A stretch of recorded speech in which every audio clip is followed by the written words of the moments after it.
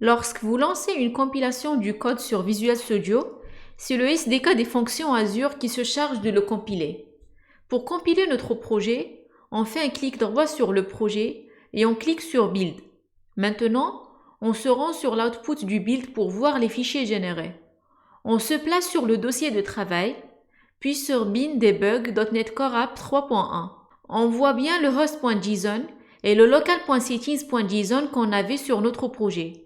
Le fichier myfirstfunction.deps contient la liste des dépendances dont il a besoin notre projet pour s'exécuter correctement.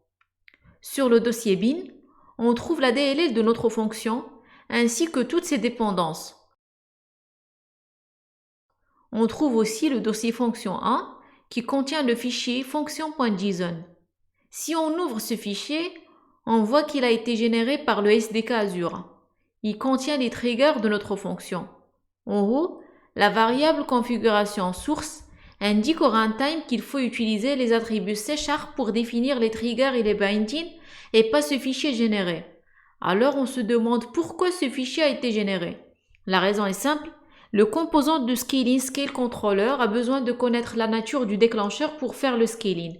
Le SDK des fonctions Azure lui met alors cette info sur ce fichier généré.